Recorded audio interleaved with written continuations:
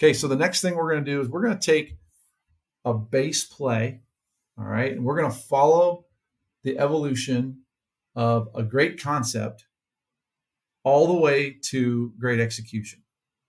All right, so what you're looking at on the screen is just a base play we've talked about in this video series. Is just gun triple. We're going to zone to the left.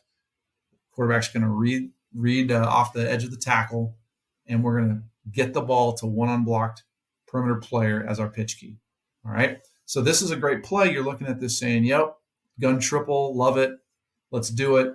Well, what does it take from day one install with our players? Here's your playbook. Here's the play to running it at a high level. What are all the steps?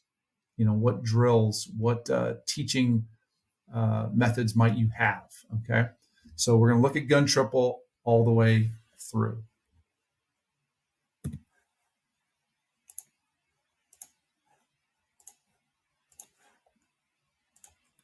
Okay, so the most fundamental and basic part of running any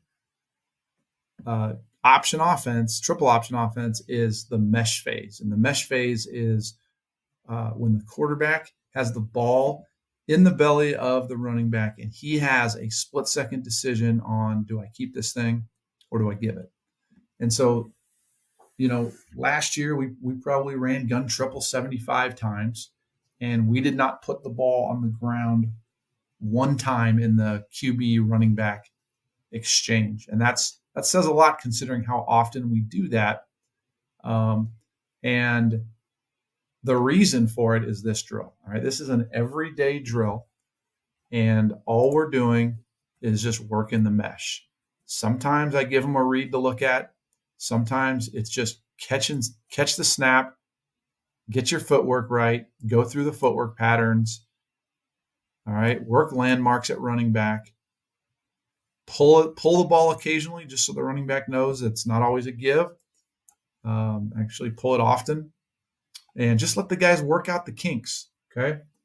So we talk about the mesh as a marriage. And any good marriage needs communication. If communication is poor, marriages fail. If the mesh has no communication, then we're going to have problems. All right. And so, for example, if number 25 here had taken a bad landmark path and he had done that, then the quarterback would have missed or had to reach too far to get a mesh. Then the quarterback's job would be to find his running back and say, hey man, you got to stay on the midline. I'm getting off for you. You got to run a tight path. Okay. That would be good communication that we would want. And I don't want it to be coach driven. I want these two to know the job, know the fundamentals, and coach each other up to get it right. Obviously, this is a really good mesh, so it's not the case here. But likewise, if the quarterback, if the running back was trying to run a tight path like we want him to, and the quarterback didn't really get out of the way, and there's a weird kind of collision, it just didn't feel right in the mesh. Sometimes your marriage just doesn't feel right. You gotta talk it out, right? And so that's how we drill this thing. If you're going to run any kind of read option or gun triple, you need to have a almost daily or daily mesh period where your centers are snapping, your quarterback's catching. Putting a read in the thing is a good idea. We have other drills where that's accomplished, but I wouldn't just have the quarterback catch the ball that he throws himself, little flip to himself. He needs to catch a center's snap, because that is just as much a part of the mesh as the quarterback and the running back. And since you got the O-line there working, snapping, you need to give them something to snap and step to. The center on the right is a little lazy. I like the center on the left here because he's getting work in, and that's important. It's a whole other thing snapping with pressure in front of you versus snapping on air. Okay, so after you've done that drill, now we're going to go to our two-ball drill. All right, and if you've familiarized yourself at all with option football, you know what the two-ball drill is. We're going to run triple option here. Running back is going to run a path. Quarterback is reading what's off the tackle, and I'm the pitch key here. Sometimes the coach will step in just to simulate it the way you want. I don't do it often, but in this particular clip, I did. Where the two ball comes in is this is one ball, this is two ball. If the quarterback gives the football, I still want to get some option work in. Okay, and so the quarterback here pulled the ball. So the reserve quarterback is just standing here, kneeling here with the ball. He'll just pull it away because you don't need to give it to him. This was a pull read, and we got to get the ball out and pitched. Okay, so that's a two ball drill, and you're working all the fundamentals of which mesh are you using, 6x1 pitch relationship, quarterback technique on the pitch. We like to go left more than we go right. Practice it probably 75% of the time left. Reason for that is it's harder to pitch left. We want to overtrain left because right is a lot easier. Okay, this time the quarterback gives the football. Okay, he gives the football, which is probably a bad read. That's why we practice.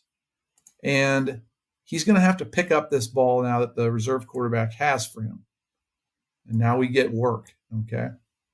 Now we're going to get work.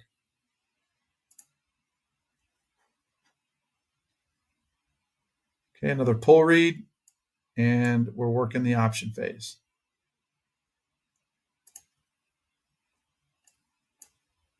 Okay, same thing here. We're working the other way. Okay, so now we're actually at the next drill. So we started with mesh, then we went to two ball. Now I'm in a period we call perimeter drill. Perimeter drill, we're introducing another part, a larger part, that being we've got perimeter blockers. We've got defensive backs. And so the receiver here has a crack scheme, and we want to work the blocking aspect of it so the quarterback, running back, pitchbacks can get the whole feel. Now, we don't do this with the two ball, but you certainly could have a reserve quarterback here and you could run the whole thing. I think we're just trying to focus in now on the perimeter blocking aspect of it. And so we design it to be a pull every time. And we really want to see, hey, can our running backs win in space? Can we at receiver win perimeter blocks? Okay. And so this is perimeter drill, and there's a variety of, formations, motions. You can package it, number it up however you want. Here's another look at a perimeter drill play. This time we're running it to a two-man surface, and we've allowed the quarterback to pitch off the linebacker. Okay. So this perimeter drill, obviously you got to get offense and defense together, but probably one of the most valuable periods that we do in our training to get ready to run triple is perimeter drill, because it's going to expose a lot in can your receivers block? Can your quarterbacks really get the ball to the pitch key, make a great decision? And there's bodies flying, there's people coming at you, so it's more realistic. Okay, now you have to throw the ball some in this period because you'll have an unrealistic defensive reaction if you don't. All right, and then the next progression is a half line drill, or some call it double barrel. So you're going to work half your O-line on the right from the right hash, half your O-line on the left, which we'll get to in a minute, on the left side. And I love this period. You've taken out the perimeter blocking aspect, although you could probably, work single receiver versus a corner if you wanted to. But really, this is just about, can the quarterback read this thing? Can our O-line execute on the backside? Full speed, live reading for the quarterback. 11 on 11 is great, and we'll get to it, but you just can't rep it as much as you can this. And there's just less wear on your players because you're missing a bunch of guys, and the quarterback's still getting a full speed look at triple. Okay, so if you remember our rules, quarterback's only going to pull the ball if he believes he can get to the unblocked defender, which is right here. And he did not, which was a great read. Hand the football off, and he gets to work a live rep. Okay, this is as fast as it's going to be on a Saturday. Our O-line gets to work their rules, and everyone's getting better. Okay, so this is literally seconds later on the other side, and same thing. This time the quarterback believes he can get to one, and he pulls the football, and off we go. Okay, boom, right back to the other side. Seconds later,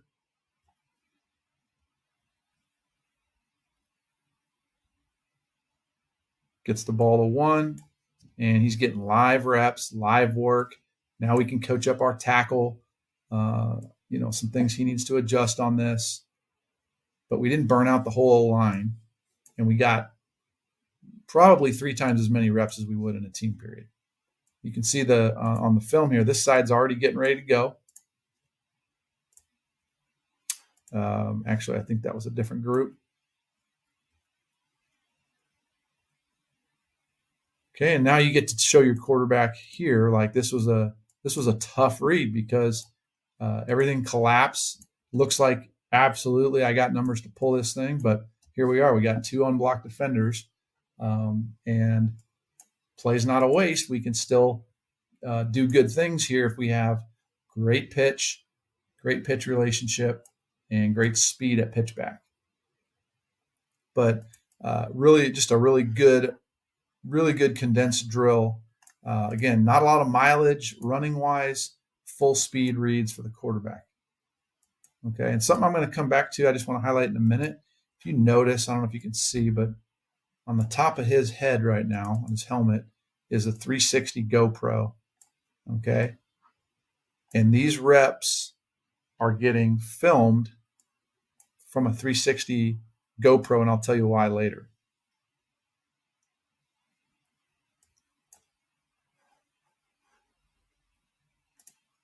Okay, and then the last piece is 11 on 11 team. Now we're going to go, versus scouts or versus our defense, and we're going to try to get the whole play put together the way we've packaged it this week and run some triple option. Okay, and this period here, you're going to notice we're not in shoulder pads. We're not full speed. We got the full speed work in half line and in perimeter drill and in 2-ball. Now we just kind of want to run concepts. We want to, maybe it's a end of the week thing. We're getting a little closer to game day. We get a lot of work done with just the helmets, not full speed. Quarterback training is a little bit less here because, full speed live work is the way to train it. But you just also have to consider the mileage of always being full speed. So here it's more of a 3/4 tempo type deal, and we're just getting to see the big picture. And I love the drone footage because you get, bird's eye view from behind the play, which is much, much better when you get to the film session.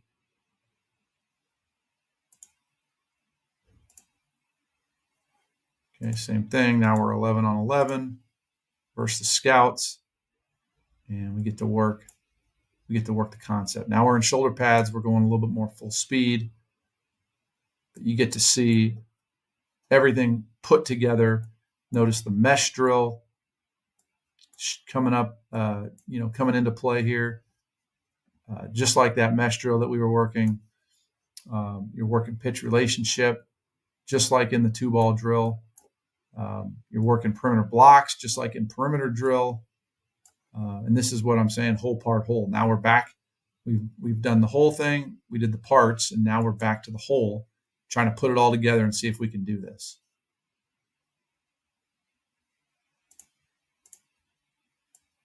Okay. So the last clip in this is the execution. Now it's Saturday. It's game day. Let's see how this thing works. We showed them the diagram in the playbook. We did mesh drill all week. We ran the 2-ball drill. We did the perimeter drill. We did the half line. We did team in practice, and now it's Saturday, and we got a game, and we want to see if this play can do what it's supposed to do. And our guys are playing fast, and we're winning blocks downfield. And the quarterback's reading it. He's confident. Why is he so confident? Why is our quarterback so confident on this play that he's breaking tackles in the open field? He's running fast. He's playing faster than he is actually. Well, it's because he's trained. It's because he knows this play. He's an owner of the play. He's not a renter of the play. It's his play. He owns it. He's owned the process of getting ready to execute. So is our running back. So is the O-line. Everyone's doing their part. And the defense only had, let's say 3 days of simulation on this play. And their scout team did the best they could to simulate it, but we all know how that goes. Okay, so gun triple is only a great play when you're willing to put in the work to execute it better than the defense can execute how they're trying to stop it.